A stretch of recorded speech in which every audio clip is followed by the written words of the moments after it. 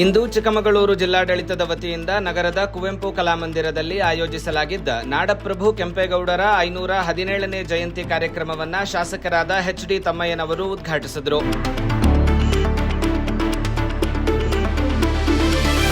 ಉದ್ಘಾಟನೆಯ ನಂತರ ಮಾತನಾಡಿದ ಅವರು, ಬೆಂಗಳೂರಿನ ಪ್ರತಿ ಗಲ್ಲಿಯ ಇತಿಹಾಸದಲ್ಲೂ ನಾಡಪ್ರಭು ಕೆಂಪೇಗೌಡರ ಹೆಸರಿದೆ. ಇಲ್ಲಿ ಅರಳುವ ಪ್ರತಿ ತಂತ್ರಜ್ಞಾನದ ಕನಸಿನಲ್ಲೂ ಅವರ ದೂರದೃಷ್ಟಿಯ ಬೆಳಕಿದೆ. ವ್ಯಾಪಾರ, ಕಲೆ ಮತ್ತು ಸಂಸ್ಕೃತಿಯ ನೆಲೆಬೀಡಾಗಿ ಅಂದು ಅಡಿಪಾಯ ಕಂಡ ಮಹಾನಗರಿ ಇಂದು ಗಡಿಗಳನ್ನು ದಾಟಿ ಜಾಗತಿಕ ಆರ್ಥಿಕತೆಯ ನಾಡಿಮಿಡಿತವಾಗಿದೆ.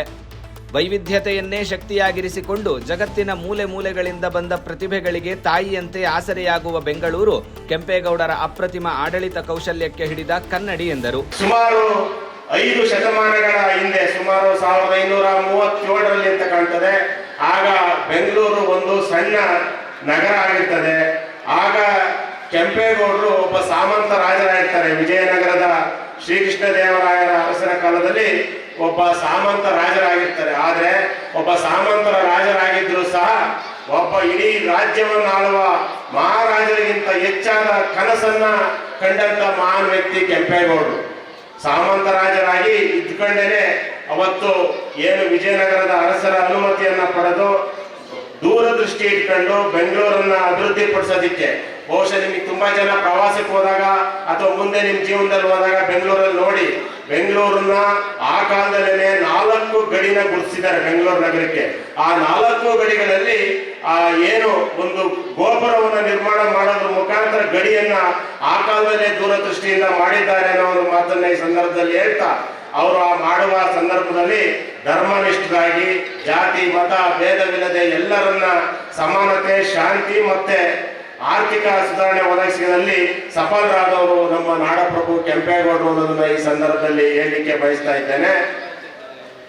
ಅದರ ಜೊತೆ ಇವತ್ತು ಏನು ಅವರು ಒಬ್ರು ಕೇವಲ ರಾಜಕೀಯ ನಾಯಕರಷ್ಟೇ ಅಲ್ಲ, ಒಬ್ಬ ದೂರದೃಷ್ಟಿಯ ಯೋಜನಾಕಾರ, ಸಮಾಜಮುಖಿಯಾಗಿ ಚಿಂತನೆಯನ್ನು ಮಾಡಿದ ಒಬ್ಬ ಕನ್ನಡ ಸಂಸ್ಕೃತಿಯ ಒಬ್ಬ ಆಡಳಿತಗಾರ ಅನ್ನೋದನ್ನು ಈ ಸಂದರ್ಭದಲ್ಲಿ ಹೇಳ್ತಾ, ಇವತ್ತೇನು ಇಡೀ ಪ್ರಪಂಚದಲ್ಲಿ ವಿಶ್ವಕ್ಕೆ ಪ್ರಸಿದ್ಧವಾಗಿರ್ತಕ್ಕಂಥ ಬೆಂಗಳೂರು ನಗರಕ್ಕೆ ಭದ್ರ ಅಡಿಪಾಯ ಹಾಕಿದ್ದು ಮಹಾನ್ ವ್ಯಕ್ತಿ ಕೆಂಪೇಗೌಡರು ಅಂತ ಹೇಳ್ತೇನೆ.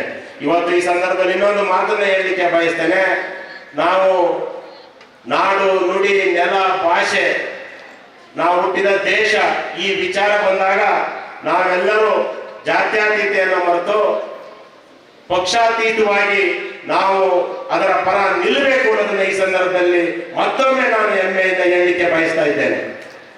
ಇನ್ನು ಆಡಳಿತದ ವಿಷಯದಲ್ಲಿ ಒಂದು ಪುರಸಭಾ ಮಾದರಿ, ಆವತ್ತಿನ ಕಾಲದಲ್ಲಿ ಇನ್ನೂ ಕಾರ್ಪೊರೇಷನ್ ಎಲ್ಲ ಇರಲಿಲ್ಲ. ಪುರಸಭಾ ಮಾದರಿನಲ್ಲಿ ಅವತ್ತು ಬೆಂಗಳೂರು ನಗರವನ್ನ ಪರಿಚಯಿಸಿದ್ದು ಸಹ ಕೆಂಪೇಗೌಡರು.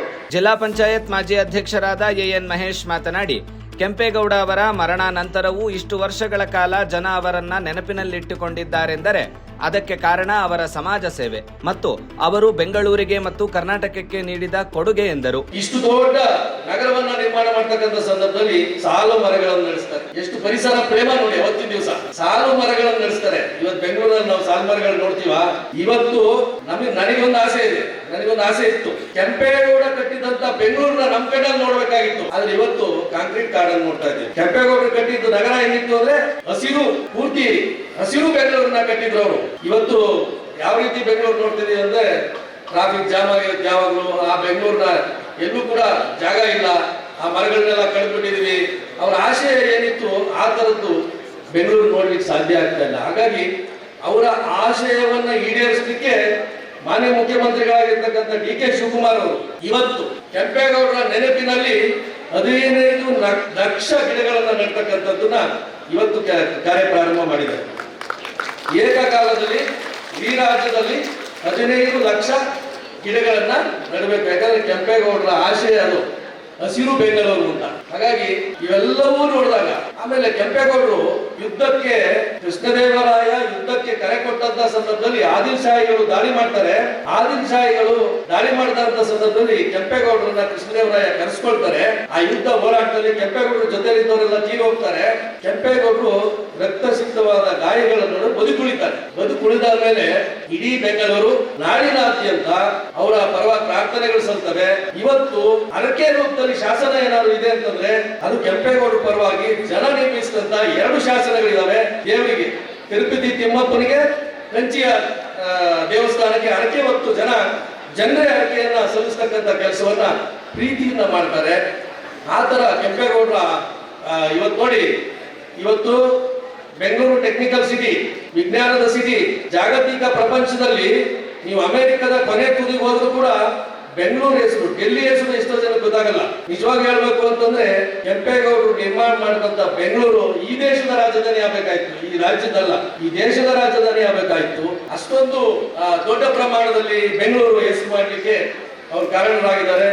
ಅವರ ಹೆಸರಿನಲ್ಲಿ, ಅವರ ನೆನಪಿನಲ್ಲಿ ಇವತ್ತು ಮಾನ್ಯ ಮುಖ್ಯಮಂತ್ರಿಗಳು ಎಸ್.ಎಂ. ಕೃಷ್ಣರವರ ಹೆಸರಿನಲ್ಲಿ, ಕೆಂಪೇಗೌಡರ ನೆನಪಿನಲ್ಲಿ ದಶಪಥ ರಸ್ತೆಗಳನ್ನ ಸಮರ್ಪಣೆ ಮಾಡ್ತಾ ಇದ್ದಾರೆ. ಇವತ್ತು ಆ ಕಾರ್ಯಕ್ರಮ ಕೂಡ ಬೆಂಗಳೂರಿನಲ್ಲಿ ನಡೀತಾ ಇದೆ ಅಂತೇಳಿ ಹೇಳಲಿಕ್ಕೆ ಬಯಸ್ತಾ, ನಾವು ಕೆಂಪೇಗೌಡರು ನಮಗೇನು ದಾರಿ ದೀಪ ಆಗ್ತಾರೆ ಅಂತಂದ್ರೆ, ಒಬ್ಬನಿಗೆ ಆಡಳಿತಗಾರನಿಗೆ ಇರಬೇಕಾದಂತ ಚುರುಕು ಮತ್ತು ಮಾನವೀಯತೆ ಅವ್ರಿಗೆ ಇರಬೇಕಾದಂಥದ್ದು ಮತ್ತು ಎಲ್ಲ ಸಮಾಜಗಳನ್ನು ಒಟ್ಟಿಗೆ ತೆಗೆದುಕೊಂಡು ಹೋಗ್ಬೇಕಂಥದ್ದು ಒಂದು ದೂರದೃಷ್ಟಿ. ಇಂಥದ್ದು ಇರಬೇಕು ಅಂತ. ಯಾಕಂದ್ರೆ ಇವತ್ತು ಯಾರಿಗೂ ಗೊತ್ತಿಲ್ಲ, ಬೆಂಗಳೂರಲ್ಲಿ ಆರಾಮಾಗಿ ಓಡಾಡ್ಕೊಂಡು ತಿರುಗಾಡ್ತಾರೆ. ಅದು ಬೆಂಗಳೂರನ್ನ ನಿರ್ಮಾಣ ಮಾಡಿದಂತ ಯಾರು ಅಂತ ಕೇಳಿದ್ರೆ ಬಹಳಷ್ಟು ಮಕ್ಕಳಿಗೆ ಗೊತ್ತಿಲ್ಲ ಕೆಂಪೇಗೌಡರು ಅಂತೇಳಿ. ಕಾರ್ಯಕ್ರಮದಲ್ಲಿ ಕೆಫೆಕ್ ಅಧ್ಯಕ್ಷರಾದ ಬಿಎಚ್ ಹರೀಶ್, ಸಿಡಿಎ ಅಧ್ಯಕ್ಷರಾದ ಮಂಜೇಗೌಡ, ಉಪನ್ಯಾಸಕಿ ದೀಪಾ, ಜಿಲ್ಲಾಧಿಕಾರಿ ಹಾಗೂ ಜಿಲ್ಲಾ ಪಂಚಾಯತ್ ಸಿಇಒ ಸೇರಿದಂತೆ ಅನೇಕರು ಉಪಸ್ಥಿತರಿದ್ದರು.